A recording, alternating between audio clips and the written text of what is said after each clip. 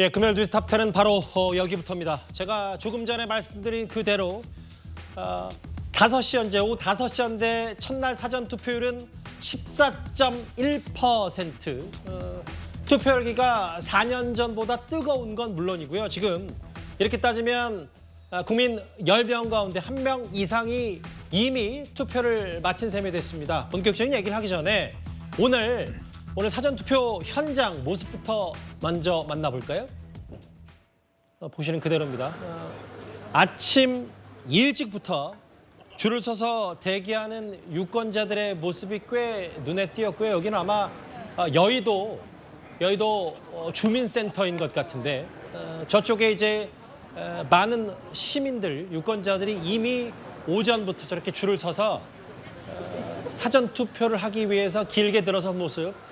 여기는 이제 소공동, 서울 중구에 위치한 소공동 주민센터에서 사전투표를 진행하기 위해서 길게 줄이 늘어서 있는 모습이고요.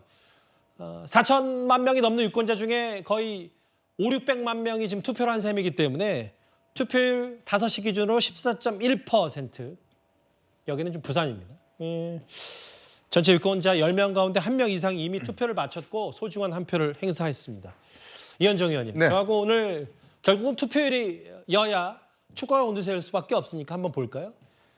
4년 전이 밑에 그래프, 지금 현재 사전투표 첫날 그래프가 22대 총선 바로 이 그래프인데 단순히 직관적으로 눈만 봐도 그래프를 봐도 거의 3%포인트 가까이 혹은 2%포인트 이상 사전투표율이 높습니다. 어떤 정치적 관심 의미가 있다고 봐야 되는지 아니면 지지층 결집인지 어떻게 보세요? 일단 이 사전투표제가 처음으로 도입된 게 2014년 재보궐선거부터 도입이 됐습니다. 총선은 2016년 총선에서 처음으로 이제 적용이 됐거든요. 근데 매번 이제 이 총선 때마다 사전투표율이 높아져 왔습니다. 그래서 지난 대선 때는 30% 넘는 사전투표율이 있었고요.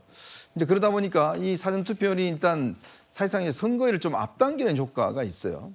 그리고 또 이 본투표는 본인이 지정한, 즉 살고 있는 지역에 가서만 투표가 가능한데 사전투표는 아무 데서나 투표를 할 수가 있거든요. 예. 그런 편의적인 어떤 장점이 있습니다. 자, 그러다 보니 이 직장인들이나 이런 분들 같은 경우는 이제 본인들이 사시는 어떤 일하는 그 바로 이제 옆에 가서 투표를 하는 이런 것 때문에 아마 투표율이 높아진 것 같고 또 하나의 요인은 지난 총선만 하더라도 사실 이제 이 국민의힘 계열 정당이라든지 이제 보수 쪽에서는 이 사전투표의 신뢰가 어렵다라는 것 때문에 좀 거부감들이 있었어요. 근데 이번부터는 꽤 적극적으로 지금 사전투표를 독려하고 있습니다. 오늘 한동훈 위원장을 비롯해서 전체 후보가 전부 다 오늘 사전투표를 마쳤습니다. 윤석열 대통령도 사전투표를 했고요. 자, 그러다 보니 전반적인 사전투표에 대한 편의성과 관심 이런 것들이 증가하면서 높아지는데 문제는 전체 어떤 투표율이 높아질 것인가? 그거는 좀 더 봐야 될 것 같아요. 그러게요. 왜냐하면 이제 이 사전투표가 항상 이렇게 높아져 왔기 때문에 그런 현상으로 볼 수가 현재로서는 있는 것인데 문제는 전체 투표에 대한 열기가 높아졌다. 이거는 아마 본투표까지 가봐야 될 것 같습니다. 그러니까 이현정 의원 말 맞다나 결국 지금 절반 가까이가 이제 사전투표를 지난 대선 포함하고 있는 셈인데 전체 투표율이 까지 사전투표율이 높다고 해서 끌어올릴지는 좀 지켜봐야 됩니다. 네.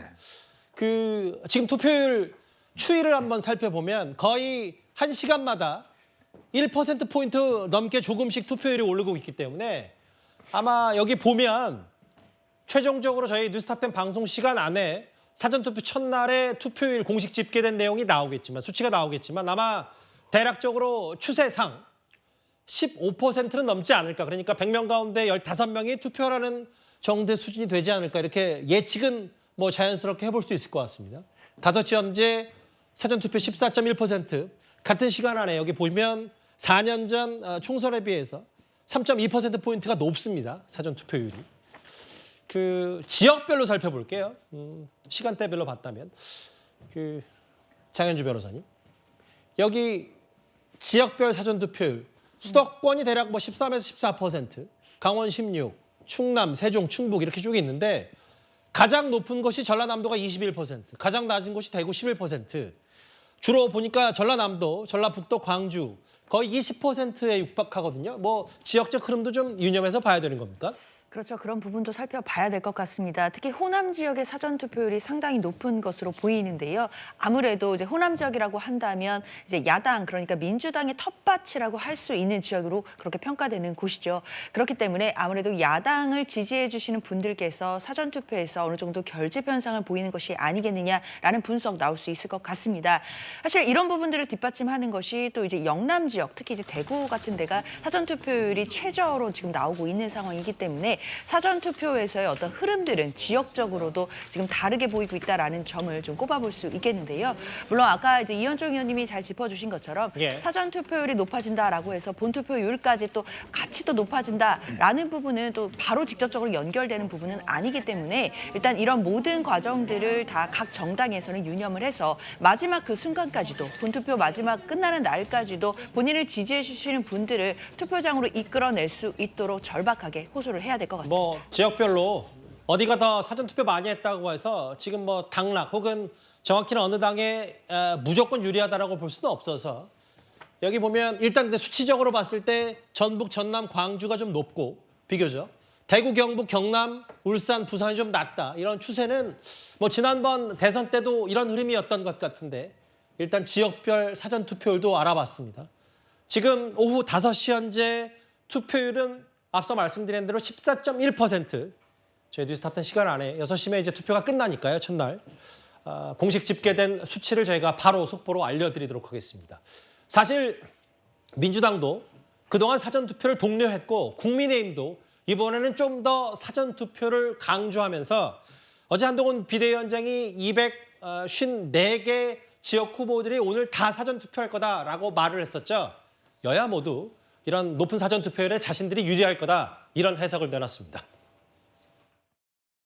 저희 당 성향 분들이 상당히 정치 이슈에 대해서 민감하고 어떤 불리한 이슈가 나오면 투표를 주저하기도 하는데 저희 당 입장에서는 투표를 많이 하면 할수록 유리하지 않나. 사전투표에 참여하는 경제활동 인구가 많을수록 아무래도 민주당 쪽에는 유리한 투표 결과가 나오지 않을까 그런 기대를 하고 있는 겁니다. 일단 다 본인들이 유리하다고는 얘기하는데 정혁진 변호사님. 좀 이례적으로 눈에 띄는 건 어쨌든 국민의힘이 이번에 적극적으로 사전투표를 독려했고 사전투표가 높다고 해서 국민의힘의 여당에게 그리 불리하지 않다는 논평과 혹은 분석을 내놓는 건 전에 없던 일이거든요. 어떻게 보십니까?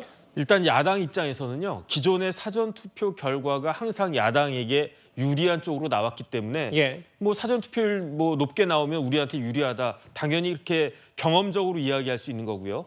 그런데 여당 입장에서는요. 여당 지지자들도 이번에는 사전투표를 많이 했다라고 이야기를 해요. 왜 그러냐면 다른 걸 다 떠나가지고 지금 여당이 여당이잖아요. 지금 국민의힘이 여당이잖아요. 다시 말해서 음모론 같은 것들은 여당이 야당이었을 때 그 여당이 어떤 행정적인 그런 것들에 의심이 갈 때 그럴 때 이제 음모론 같은 것들이 있었는데 지금은 선거관리위원회부터 해가지고 모든 것들을 관장하는 주체가 여당이니까 여당에서 음모론을 이야기하는 것 자체가 조금 말이 안 되는 거 아니냐. 그러니까 믿고 사전투표를 해도 된다. 이런 기류가 어느 정도는 이제 여당에게도 있는 것 같다는 생각이 들고요. 그다음에 저는 조금 뭐 이현종 의원님이나 다른 분들하고 생각이 약간 다른 게 사전 투표율이 높아지면은 본 투표율도 적어도 이번에는 높아지지 않을까. 왜냐하면 아무리 그렇다고 하더라도 기존에 사전 투표율이 높았을 때 여당 표가 많이 나오지 않았습니까? 그러면 본 투표를 갖다가 하려고 생각했던 사람들이 이번에 그 보수층에서 이번에 본 투표는 내가 꼭 해야 되겠다. 이렇게 생각할 사람들이 더 많아질 것 같기 때문에 그렇기 때문에 이번에는 지난번 그 총선보다 본 투표율도 더 높아지지 않을까 저는 개인적으로 그런 생각을 갖다 하고요. 어쨌든지 간에 뚜껑을 열어봐야 알지 않을까 그런 생각이 듭니다. 보수 결집이냐 진보 결집이냐는 좀 두고 볼 일입니다. 그 한동훈 위원장, 이재명 대표 공이 두 사람 모두 오늘 아침에 첫날 사전투표를 마쳤고요. 한 위원장 얘기는 선량한 시민들의 위대한 힘을 보여달라고 했고 이재명 대표는 투표 포기하면 그만큼은 소수 기득권자들의 몫이 될 거다라고 두 사람 이런 메시지를 신촌과 대전에서 각각 했습니다. 그런데 오늘 윤석열 대통령도 사전투표를 했거든요. 그러니까 이렇게 되면 거의 주요 인사들, 국정을 운영하는 주요 인사들이 모두 첫날 아침에 사전 투표로서 이번 총선 투표를 마친 셈이 됐는데 박성민 서가님 뭐 이례적으로 공교롭게도 대통령, 야당 대표 모두 배우자 없이 나홀로 투표를 했습니다. 그러니까 이게 상당히 좀 이례적인 풍경이다라고 정치권에서도 얘기가 나오는 것 같아요. 보통 뭐 지금 국회의원 후보자들만 보더라도 배우자와 이제 자신의 지역구에서 투표하는 사진을 굉장히 많이 올리더라고요. 예. 근데 좀 특이하게 이제 이번에 윤석열 대통령께서도 용산이 아니라 이제 부산에 뭐 일정이 있으셔서 간 거긴 하지만 예. 가셔서 이제 개별적으로 이 투표를 하는 모습을 보니까 사실 결국에는 이 가족 리스크를 인식할 수밖에 없었던 상황이 아닌가 싶습니다.